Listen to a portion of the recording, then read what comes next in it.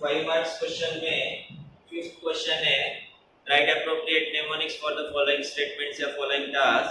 उसमें पहला स्टेटमेंट है, क्या दिया है पहला स्टेटमेंट?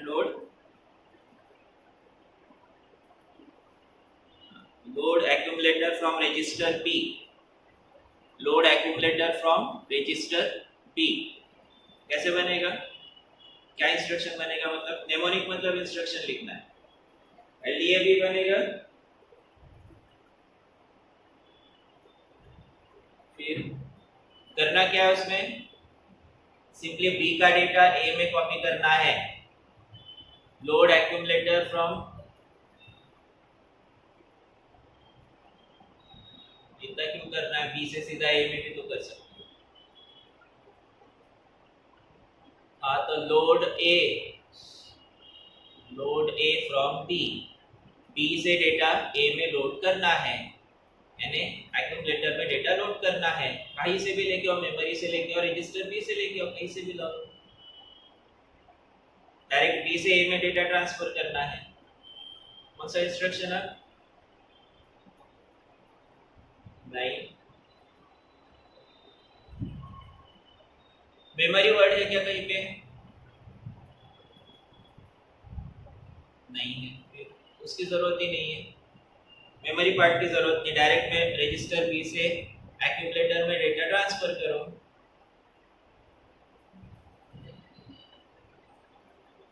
मूव ए कॉमा बी, सिंपल था ना? बराबर, मूव ए कॉमा बी, जिसने कमेंट में दिया है वो भी सही है। मूव ए कॉमा बी, रजिस्टर बी से एक्यूमुलेटर में डेटा ट्रांसफर होगा। मूव ए कॉमा बी सिंपल स्टेटमेंट है। सिंपल तरीके से उसको ध्यान में रखने का, सिंपल तरीके से सोचने का, ज्यादा कॉम्प्लिकेट नहीं करना, कॉम्प्लेक्स नहीं करना चीजों को। कॉम्प्लेक्स किया तो वैसे ऑलरेडी डिफिकल्ट है और डिफिकल्ट होते जाता है। दूसरा इंस्ट्रक्शन क्या है उसमें? कॉम्प्लीमेंट द एक्यूमुलेटर, इसके लिए तो डायरेक्ट इंस्ट्रक्शन है, सीएमए इंस्ट्रक्शन बराबर सीएमए। कॉम्प्लीमेंट द एक्यूमुलेटर के लिए CMA. Next, add 01H with accumulator, add 01H with accumulator।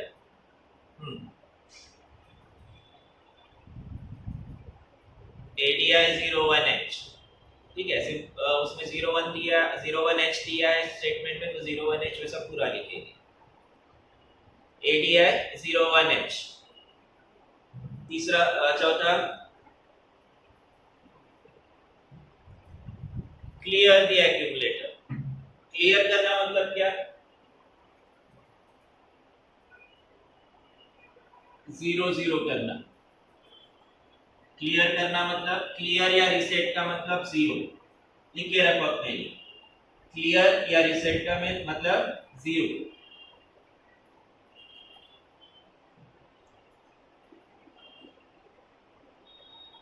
Clear करना या रीसेट करना मतलब 0 करना। कौन से इंस्ट्रक्शन से एक्यूमुलेटर 0 हो सकता है?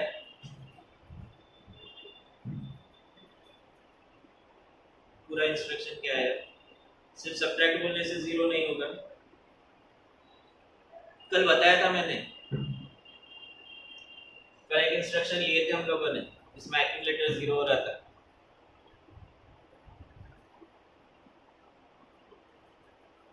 नहीं,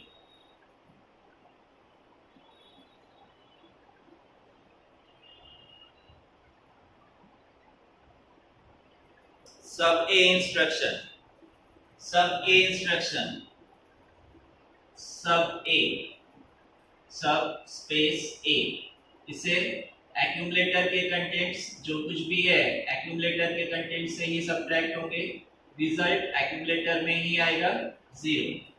ये एक तरीका होगा। और क्या हो सकता है?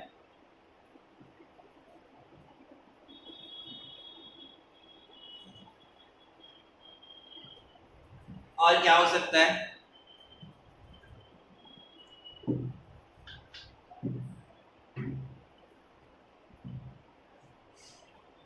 MVI A, 00H हो सकता है क्या? MVI A,00 है, जिससे 0 0 डायरेक्ट ट्रांसफर हो जाएगा एक्यूमुलेटर। देन तीसरा ऑप्शन देखते हैं, ANI 00H, जो भी एक्यूमुलेटर का नंबर है, एक्यूमुलेटर का जो भी नंबर है उसके साथ 0 0 एंड होगा। 0 एंड होने पर रिजल्ट 0 ही आएगा। 0 के साथ कुछ भी एंड होता है तो रिजल्ट 0 आएगा। देन XRA एक्यूमुलेटर में जो नंबर है उस नंबर के साथ same accumulator same number XOR होता है तो रिजल्ट 0 आएगा। 0 XOR with 0 is 0, 1 XOR with 1 is 0। Same number अगर XOR होता है तो रिजल्ट 0 आएगा। ऐसे अलग अलग ऑप्शंस अवेलेबल है एक्यूमुलेटर को क्लियर करने के लिए। ठीक है, अब ऐसे ही 3 मार्क्स के जो आखिरी के क्वेश्चंस है, 3 मार्क्स के आखिरी के जो क्वेश्चंस है, क्वेश्चन नंबर 30 के बाद 32 शायद, उसमें वहां एक क्वेश्चन है, what are the different methods या explain different methods, what are the different methods है फॉर क्लियरिंग एक्यूमुलेटर, है क्या ऐसा क्वेश्चन? क्या नंबर का है? 33 वाला जो क्वेश्चन है 3 मार्क्स में, उसमें एक्यूमुलेटर को क्लियर करने के अलग अलग मेथड्स पूछे 3 मार्क के लिए क्वेश्चन है। तो ये इंस्ट्रक्शन और उसको एक्सप्लेन मतलब इस तरह से नंबर लेके एक्सप्लेन करना है, एक्सप्लेनेशन के साथ बताना है 3 मार्क के लिए। 3 इंस्ट्रक्शन एक्सपेक्ट किए गए थे, अपने पास 4 ऑप्शन अवेलेबल है। इसे नोट कर लो, नोट कर लिया क्या? यहाँ पे एक ही इंस्ट्रक्शन कोई भी दिया तो चलेगा। 5 मार्क का जो हम लोग देख रहे हैं, 5 मार्क के इसमें एक स्टेटमेंट के लिए इंस्ट्रक्शन 1 मार्क है, तो उसमें एक कोई इंस्ट्रक्शन लिखा तो चलेगा। लेकिन जहाँ पे 3 मार्क्स का क्वेश्चन है वहाँ पे 3 इंस्ट्रक्शन कम से कम देने हैं।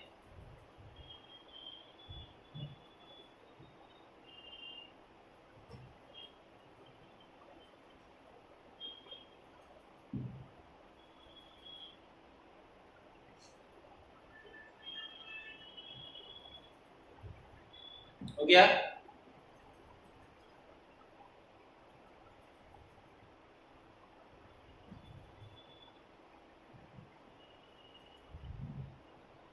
ओके, अब 5th वाला ऑप्शन, उसमें लास्ट वाला statement,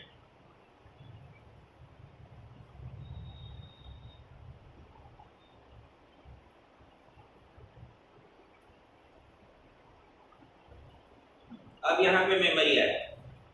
store the contents of accumulator at the memory location address by register pair BC। Accumulator के कंटेंट्स मेमोरी में स्टोर करना है जिसका एड्रेस रजिस्टर पेयर BC में है। तो क्या इंस्ट्रक्शन बनेगा?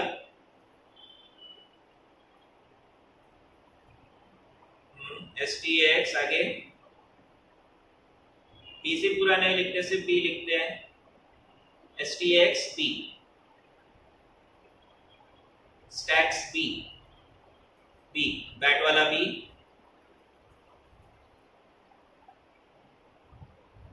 हो गया। अगर ऐसा 5 मार्क का क्वेश्चन आता है तो आसानी से अटेम्प्ट होना चाहिए, सॉल्व होना चाहिए। हो सकता है ये नोट कर लिए बेटा इसे। तो ऐसे बाकी के एग्जांपल्स सॉल्व कर लो। इन केस अगर एक आधा एग्जांपल सॉल्व नहीं होता है तो मुझे बता दो, मैं सॉल्व करके देता हूँ।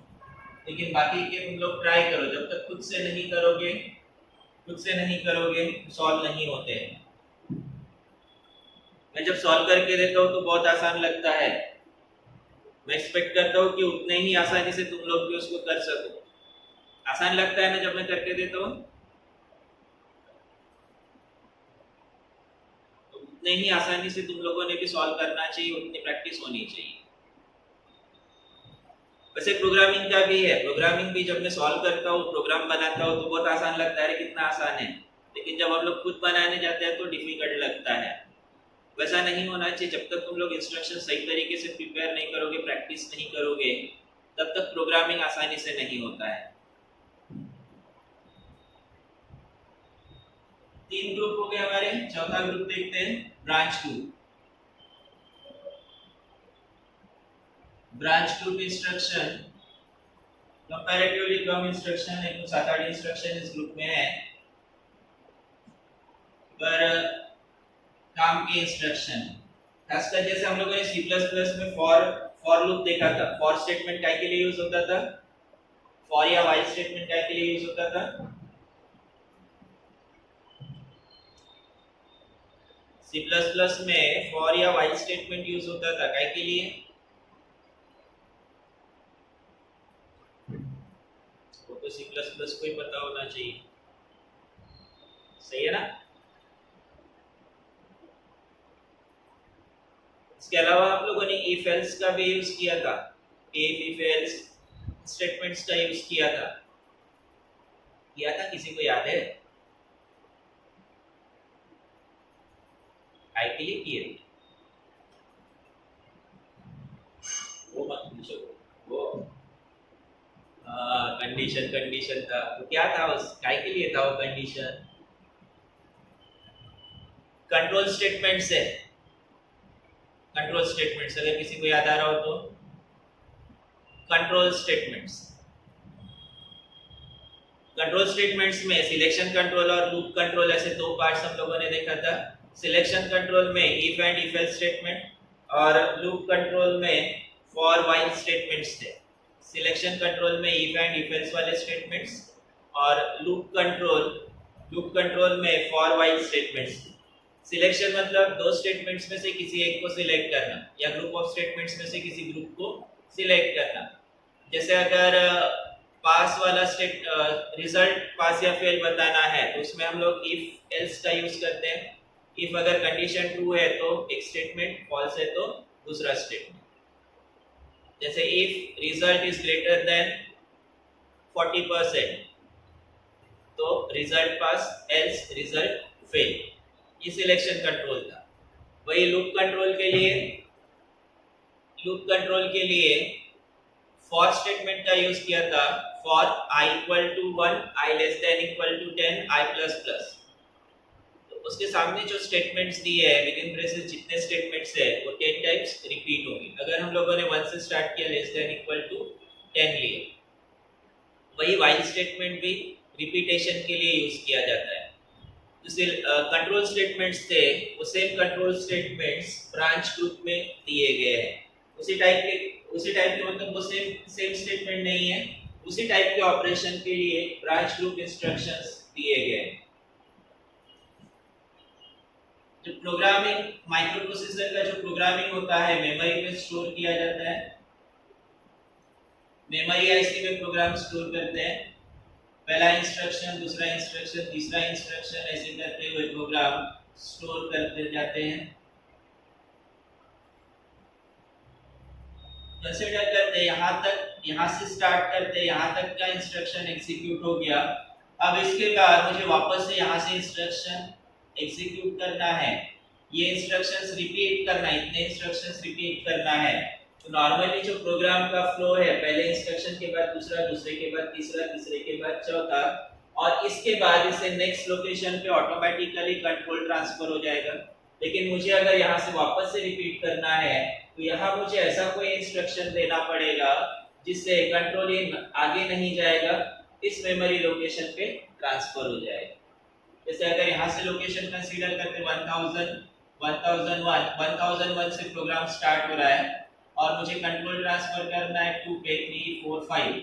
लोकेशन नंबर 1005 पे आने के बाद कंट्रोल मुझे ट्रांसफर करना है 1002 पे। तो यहाँ कोई ऐसा इंस्ट्रक्शन देना पड़ेगा जिससे कंट्रोल मेमोरी लोकेशन 1002 पे ट्रांसफर हो। कोई इंस्ट्रक्शन नहीं दिया तो ये 1005 के बाद ऑटोमेटिकली 1006 पे इंस्ट्रक्शन एग्जीक्यूट करेगा। ये एक सिनेरियो। दूसरा सिनेरियो ये हो सकता है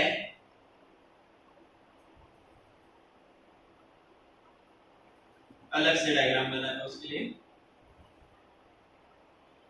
फिर से मेमोरी का एक पार्ट इधर ऐसा मैंने बनाया। यहाँ से इंस्ट्रक्शंस है, कंसीडर करते हैं ये 1000 1001 1002 3 4 5 ऐसे सीक्वेंस में कंटिन्यूएशन में लोकेशंस है। यहाँ प्रोग्राम है और इसके बाद कुछ मुझे ऐसा प्रोग्राम चाहिए जो जो यहाँ पे इंस्ट्रक्शंस में नहीं दिया है लेकिन कहीं और स्टोर किया हुआ है। कंसीडर करते हैं मेमोरी लोकेशन 5000 5001 2 3 4 5 यहाँ पे प्रोग्राम स्टोर किया गया है। यहाँ से मुझे ऐसा इंस्ट्रक्शन देना पड़ेगा जिससे कंट्रोल ट्रांसफर होगा मेमोरी लोकेशन 5000 पे।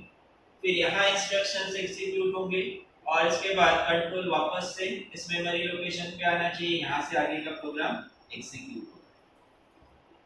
इस तरह के ऑपरेशंस को ब्रांच ऑपरेशंस कहा जाता है।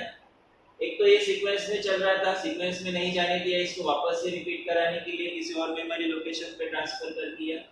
यहाँ पे भी ये सीक्वेंस में जा रहा था, सीक्वेंस में नहीं जाने दिया, इसको आगे नहीं जाने दिया, यहाँ से कहीं और मेमोरी लोकेशन पे लेके गए, यहाँ प्रोग्राम एग्जीक्यूट करे और वापस से इस मेमोरी लोकेशन पे लेके आ गए। यहाँ बचा हुआ प्रोग्राम आगे एग्जीक्यूट होगा। जैसे हम लोग पेन ड्राइव इंटरप्ट का जो कंसेप्ट लिया था, सीडी डीवीडी ओपनिंग वाला, और कोई मूवी देख रहे हो हम लोग, यहाँ पे कोई वीडियो ऑडियो वीडियो चल रहा है, ऐसे केस में सीडी डीवीडी ड्राइव में सीडी डीवीडी इंसर्ट करते हैं तो पहले डीवीडी ओपन होता है। आप लोग नोट करना इसको, नहीं ध्यान दिया होगा आज तक तो आज अभी ट्राई करो उसको। कोई ऑडियो वीडियो प्ले करो, लैपटॉप या फिर कंप्यूटर पे ऑडियो वीडियो प्ले करो। ऑडियो वीडियो प्ले होने के बाद डीवीडी ड्राइव में डीवीडी इंसर्ट करो, सीडी या डीवीडी कुछ भी इंसर्ट करो, चेक करो कुछ देर के लिए, कुछ ड्यूरेशन के लिए जो ऑडियो वीडियो है वो पॉज हो जाता है, ऑटोमेटिक पॉज हो जाता है। कुछ देर मतलब कुछ सेकंड्स के लिए, 1-2 सेकंड्स के लिए पॉज होता है। इधर सीडी डीवीडी ओपन होती है, उसका मेनू डिस्प्ले होता है और वापस से ऑडियो वीडियो रिज्यूम होता है। यहाँ इंस्ट्रक्शन कंट्रोल ट्रांसफर करने के लिए इंस्ट्रक्शन है। पहला इंस्ट्रक्शन JMP एड्रेस कितने बिट्स का होता है? 16 बिट का एड्रेस। इसे अनकंडीशनल जंप कहा जाता है। अनकंडीशनल जंप यानी किसी को बोला पैराफिट बालकनी में खड़ा है कोई और उसको बोला बालकनी से कूदना है तो बिना सोचे समझे कूदेगा, उसे कहा जाता है अनकंडीशनल जंप। बालकनी में कोई खड़ा है और उसको बोला जंप और वो कूद गया, मतलब अनकंडीशनल जंप। कर सकते हैं ना सर? ट्राई करके देखो तो किसी को बोलो तो बालकनी से कूद तो जरा, करेगा क्या? हाँ, कोई नहीं कूदेगा। बराबर। लेकिन यहाँ पे इस माइक्रो प्रोसेसर को वो सोचता है नहीं, माइक्रो प्रोसेसर डिवाइस है, वो सोचता है नहीं, उसके पास खुद का थिंकिंग पावर नहीं है। तो जब यहाँ पे मैं इसको जंप बोलूंगा किसी पर्टिकुलर मेमोरी लोकेशन पे, तो बिना सोचे समझे वो इस मेमोरी लोकेशन पे कंट्रोल ट्रांसफर कर देगा। समझा? माइक्रो प्रोसेसर करेगा, क्यों करेगा? क्योंकि उसके पास खुद की सोचने की एबिलिटी नहीं है। इसलिए अगर यहाँ पे मैंने बोला इसको जैसे लोकेशन 1002 पे ट्रांसफर करना इंस्ट्रक्शन है JMP एड्रेस, मींस यहाँ मुझे इंस्ट्रक्शन देना है JMP 1002। जैसे वो JMP 1002 इंस्ट्रक्शन मैंने यहाँ दिया तो ये बिना सोचे समझे सीधा कंट्रोल ट्रांसफर कर देगा 1002 पे और वापस यहाँ पे आएगा। फिर से यहाँ इंस्ट्रक्शन है तो फिर से ये 1002 पे आएगा। ऐसे कंटीन्यूअस लूप में चलते जाएगा। इस इंस्ट्रक्शन से एड्रेस ADDR जो कि नंबर है वो ट्रांसफर होगा प्रोग्राम काउंटर। जब प्रोग्राम का जो फ्लो है या प्रोग्राम का कंट्रोल जो है वो होता है प्रोग्राम काउंटर के पास। प्रोग्राम काउंटर में जिस मेमोरी लोकेशन का एड्रेस, वहां से इंस्ट्रक्शन एग्जीक्यूट होता है। प्रोग्राम काउंटर में जिस मेमोरी लोकेशन का एड्रेस है वहां से इंस्ट्रक्शन एग्जीक्यूट होता है। पहला इंस्ट्रक्शन प्रोग्राम काउंटर में पहला एड्रेस 1001, वहां से इंस्ट्रक्शन एग्जीक्यूट होगा, फिर 1002, ऐसे सीक्वेंस में एड्रेस आते जाएगा। जैसे 1005 पे आ गया, यहाँ पे इंस्ट्रक्शन दिया है मैंने JMP 1002, तो ये कंट्रोल यहाँ से ट्रांसफर कर देगा। प्रोग्राम काउंटर में एक्चुअली नंबर ट्रांसफर करेगा 1002 और नेक्स्ट इंस्ट्रक्शन, अब प्रोग्राम काउंटर के पास एड्रेस है 1002, तो नेक्स्ट इंस्ट्रक्शन एग्जीक्यूट होगा मेमोरी लोकेशन 1002 से। इतना समझा? इसका एड्रेसिंग मोड क्या होना चाहिए? हाँ? आवाज नहीं आया, थोड़ा जोर से बोल जिसने भी बोला है। इमीडिएट क्यू, ऐसे देख देख के मत बताया करो, वहां गलत भी हो सकता है।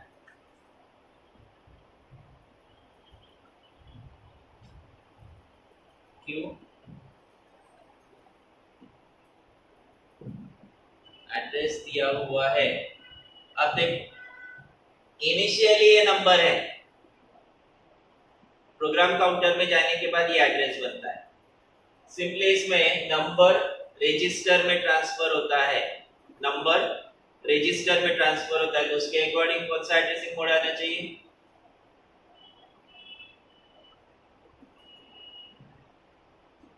जो किसी ने देख के बताया था वो सही था, immediate addressing mode. Length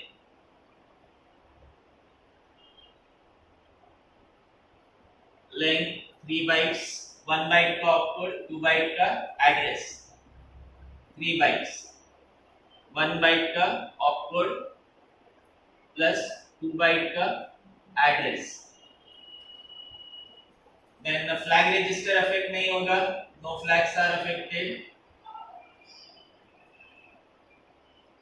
group में branch group instruction,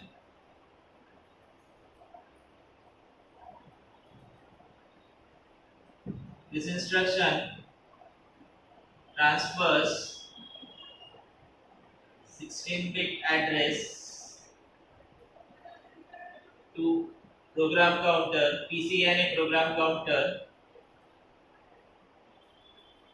and control of execution is changed accordingly. This instruction transfers 16-bit address. This instruction transfers 16-bit address to program counter, and control of execution is changed accordingly. जो भी address दिया है उसके according execution का control change होगा। अब control change होगा मतलब क्या होगा? 1005 के बाद 1006 एग्जीक्यूट होने वाला था, हम लोगों ने इसका कंट्रोल चेंज कर दिया, 1006 नहीं आने दिया, उसकी जगह इस कंट्रोल को ट्रांसफर कर दिया 1002 पे। यहाँ सेम एग्जांपल ले लेते हैं, JMP 1002, तो इस इंस्ट्रक्शन से 1002 ट्रांसफर हो जाएगा प्रोग्राम काउंटर में। प्रोग्राम काउंटर में 1002 है, तो नेक्स्ट इंस्ट्रक्शन अब मेमोरी लोकेशन 1002 से एग्जीक्यूट होगा। लिखो,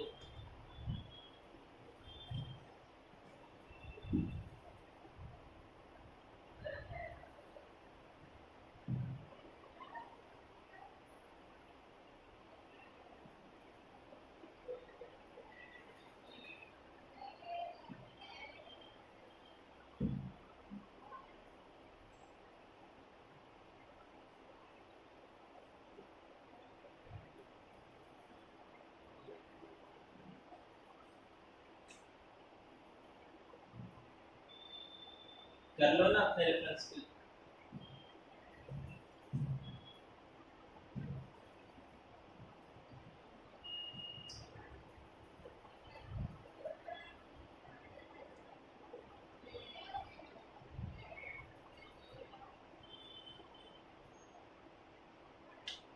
इमीडिएट एड्रेसिंग मोड जिसने भी देख के बताया था वो करेक्ट है, गलत नहीं है, पर हम लोग को पता होना चाहिए इमीडिएट एड्रेसिंग मोड क्यों है।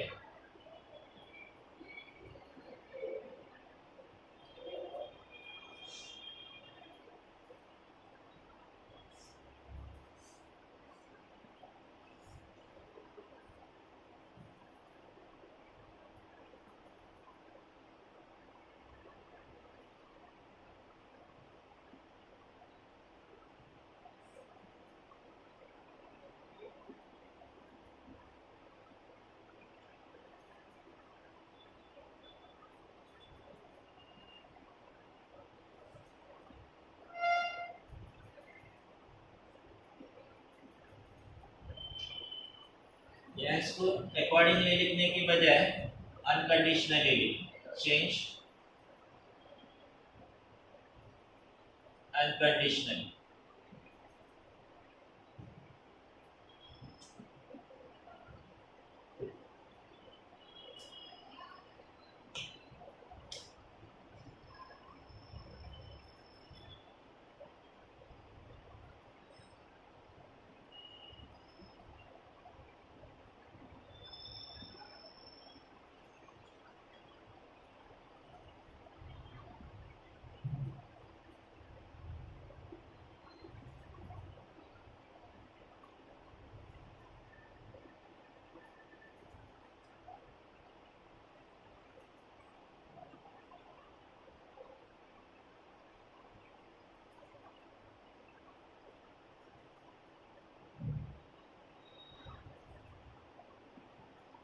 हो गया। देन सेकेंड इंस्ट्रक्शन है कंडीशनल जंप। जे के साथ condition address conditional jump. Process same है, सिर्फ अनकंडीशनली की जगह कंडीशनली हो। अब कंडीशनली है तो कुछ तो अलग होना चाहिए इसमें। कंडीशनल में फ्लैग रजिस्टर बेस्ड कंडीशन है, फ्लैग रजिस्टर बेस्ड कंडीशन है। फ्लैग रजिस्टर कितने बिट्स का है? कौन से फ्लैग्स है? साइन फ्लैग, जीरो फ्लैग, फिर auxiliary carry flag, TC, parity flag, carry flag. इसमें से ऑक्सिलरी कैरी छोड़ के बाकी चारों पे कंडीशंस है। ये कंडीशंस जंप करने के लिए, जंप इंस्ट्रक्शन के लिए कंडीशंस है flag based. Flag based sign flag, इसमें दो पॉसिबिलिटी, साइन है तो या तो पॉजिटिव रिजल्ट या फिर नेगेटिव रिजल्ट के अकॉर्डिंग। साइन फ्लैग के अकॉर्डिंग कंडीशन बनता है JM address. JM, JM stands for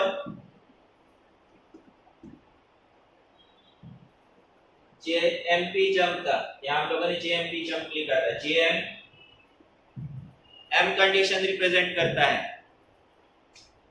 JM stands for Jayant मानकर,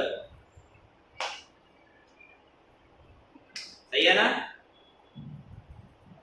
कौन है ये?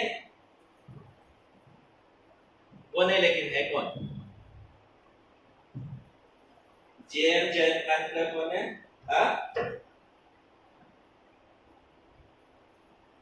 अच्छा, JM jump if minus, jump if minus, minus है ना, that is sign flag equal to, minus के लिए साइन फ्लैग क्या होता है? 1।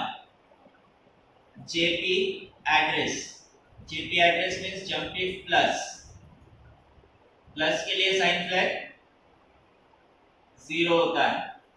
दूसरा zero flag JZ address, jump if 0, jump if 0, इसके लिए जीरो फ्लैग 1 होता है।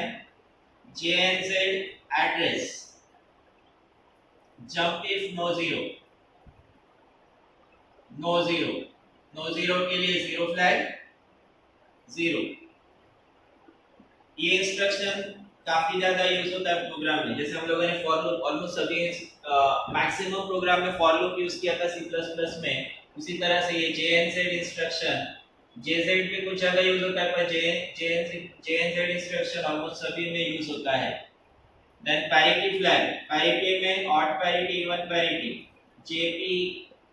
जेपीई address, jump if even parity, jump if even parity, even parity के लिए पैरिटी फ्लैग 1 होता है। Then JPO address, jump if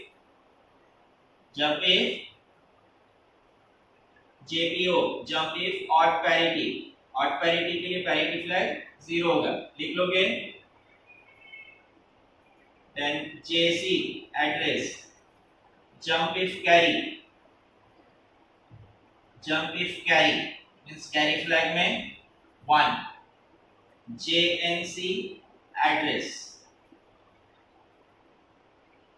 jump if no carry, means carry flag में 0। ये जेसी और जेएनसी वाला इंस्ट्रक्शन रोटेट इंस्ट्रक्शन के साथ यूज किया जाता है। रोटेट करने पर, रोटेट विद कैरी या विदाउट कैरी, कैसा भी रोटेट करते हो तो उसका एलएसपी या एमएसपी जैसा भी राइट या लेफ्ट रोटेट करते हो उसके अकॉर्डिंग एक बिट कैरी फ्लैग में ट्रांसफर होता है। उस कैरी में 0 है कि 1 है वो चेक करने के लिए इस इंस्ट्रक्शन का यूज किया जाता है। रोटेट इंस्ट्रक्शन के साथ हम लोग प्रोग्रामिंग में देखेंगे इसको। जस्ट एक कंसेप्ट ध्यान में रखो कि रोटेट जेसी और जेएनसी इंस्ट्रक्शन रोटेट के साथ यूज किया जाता है। देन ये इंस्ट्रक्शन से एक इंस्ट्रक्शन के अंदर ये 8 अलग अलग इंस्ट्रक्शंस,